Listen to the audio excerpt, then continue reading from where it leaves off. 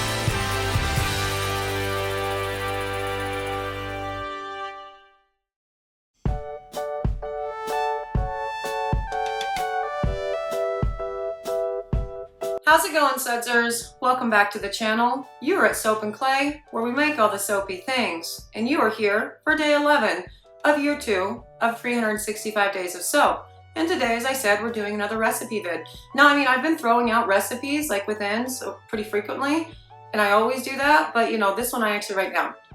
And I'm literally writing it down, like by hand. It's not in the comments, it's not in the description, it's in the video.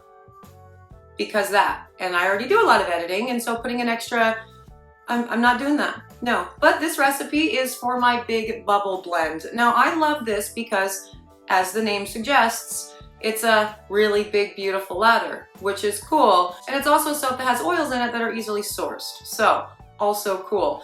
Let's go to the video so we can chit chat more about the Big Bubble blend, the oils that go into it, and why those oils are important, as well as what you can and cannot say about soap. So let's go check that out.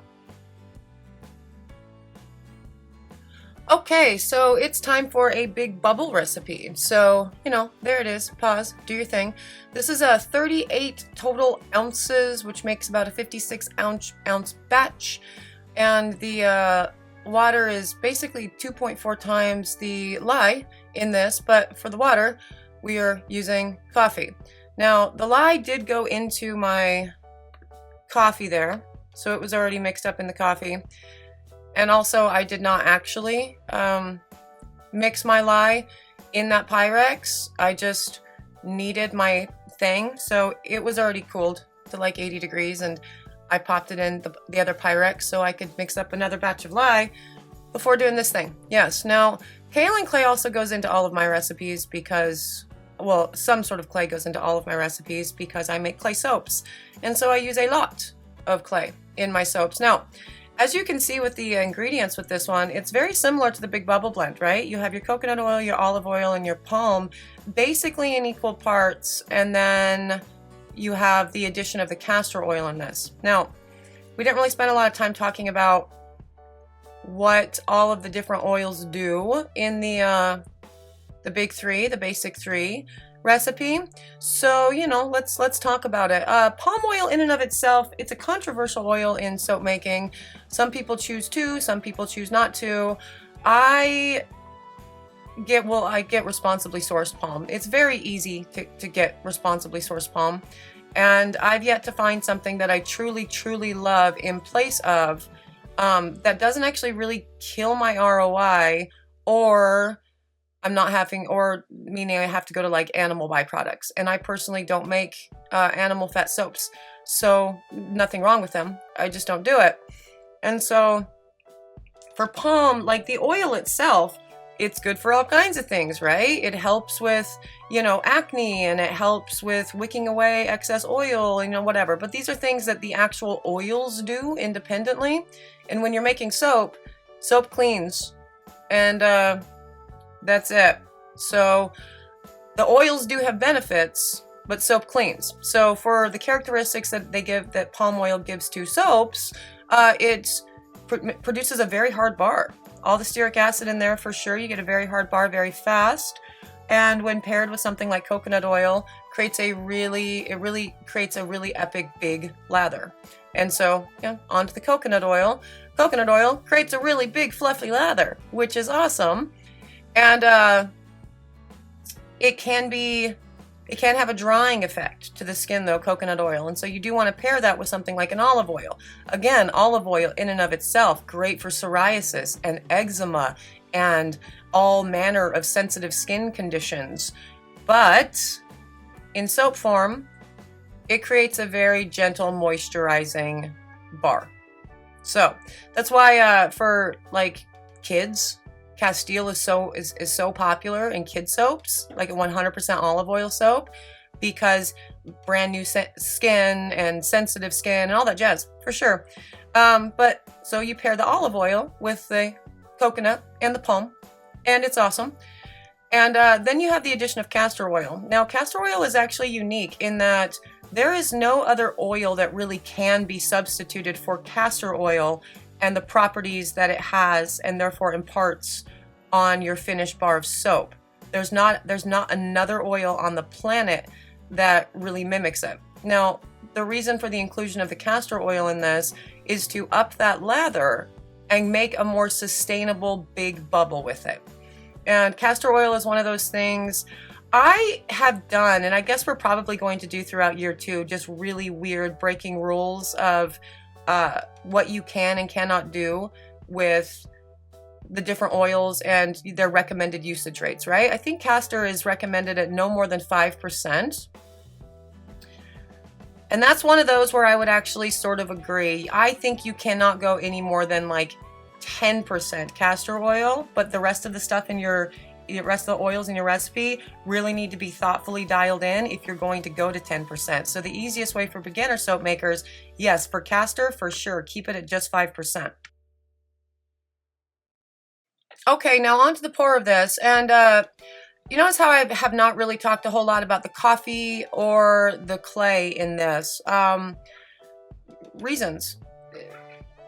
The coffee and the clay are not really going to impact this soap too terribly much, this recipe too terribly much. The clay always does, but this is also one of those recipes that you can just very easily use without the clay, and you're still going to get a nice firm bar of soap with plenty of work time here. As you can see, all of this is still very, very fluid. I am soaping it rather cool, not super cool though. It would be around, I think my oils are around 100 degrees right now. And the reason for that is because I have so many solid oils in this recipe that if you don't heat them up really well, you run the risk of what is, known in the soap world as false trace. And what false trace essentially means is soap gets a little thick, and so that might make you think that it's emulsified and you can continue on with your soaping, but it hasn't actually reached emulsion. And you will learn that as you continue to go on in the actual soaping experience. You'll watch it sort of start to separate.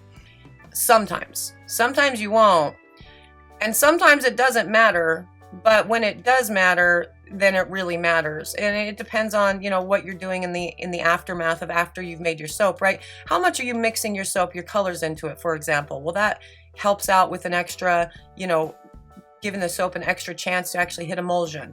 Or are you C-popping and gelling it? That extra heat also forces the lye to start working harder, and maybe it's all a thing. But as new soapers, soaping at room temperature may lead you to believe that your soap, because of the oils, the hard oils, are cool, and so they start to solidify rather quickly. So if you're soaping at room temperature with your lye and your oils, it may lead you to believe that you've actually reached trace when you have not. Your soap batter is just getting thick.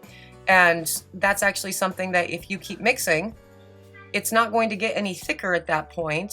It'll actually start to loosen up as it's all a thing. It's all a thing. But yeah, for the coffee and the clay, that was the whole point of me starting to talk, It doesn't really impact this recipe. You don't have to sub the coffee. This particular soap is for a custom order for a coffee shop, and so we use their coffee in the batch, so we definitely substituted, but you don't have to. You can use distilled water. And no other additives went into this, so we didn't do sodium lactate, we don't do, salt in the water, and it's whatever. And within, 12 hours, it gets cut, and it's already firming up really quickly because of the high amounts of, coconut oil and specifically palm oil that exist within it. And so, let's go check out the cut, and we can do a little lather test and all that jazz, really, after I finish sculpting. Okay, and on to the cut of this, and as you can see, the coffee being a secondary point of this video, nothing went weird with it. It didn't get dark, it didn't stay brown. You can turn coffee soap into almost any color really easily using really minimal amounts of mica, which I always do. I'm always very stingy on the mica or any colorants in general, because. And this particular soap was meant to look like a frappuccino or an iced, and the scent is supposed to be like butterscotchy, like a butterscotch frappuccino. I don't know. She sent me a picture. I don't actually do iced coffee drinks. I like my coffee black and just warm enough that I can just shove it all down my throat, because I don't really like coffee in general. Like, I like what it does. I need the caffeine kick, but I'm not like a coffee connoisseur. And so she sent me a picture, and it looks like the picture. So that's awesome. But as you can see, there's no browning, there's no weirdness with it, which is, good. And this was cut, again, about 12 hours after pour, and the bars are already reasonably firm. Everything is good, but they're also soft enough that you can just get rid of the cut lines or whatever just immediately. Now, this is the lather of this guy, the Big Bubble Blend, compared to the lather of the one that we did for the Basic 3, the other coffee soap, and you saw this in both videos too. And so it's actually pretty similar. This lather will continue to get better as it cures out, and so that's awesome. That's a soap that actually does benefit from a little bit longer cure time, but not a lot. But there's your Big Bubble recipe. Okay, and there it is, the Big Bubble Blend, and that is a recipe that you should definitely try. And as with the Basic 3, drop it in the comments and let me know what you think. For sure. Now, again, remember, the things that you can say about soap is that it cleans, because technically speaking, that's what it does. Oils do all have benefits, and talking about the benefits of the oils within like your website copy or whatever, actually that's an interesting video. So if you're interested in that video and sort of a breakdown and all of that stuff, drop a comment, let me know. I can do that, but that's definitely a longer video for a time when we have more of it, really. I mean, this video is kind of short. I guess I could have talked more, but I didn't. But anyway, make that recipe and let me know what you think of it and all of the jazz, for sure. If you are interested in purchasing any of the soaps that contain the Big Bubble recipe, well, I mean, there are a lot of them on the website. They're not specifically marked out that that's the recipe blend. But the beer and the wine soaps always have that in there, so go check those out at soapandclay.com, for sure. If you are interested in seeing what else we do and what other recipes I give out, so we'll be giving out at least 52 of them, right? Year 2 is structured. Did I type out the structure? Yeah, subscribe to the channel is the point of that. For those of you who are subscribed to the channel, hey, how you liking the new format? Thanks for being here. I appreciate you so much.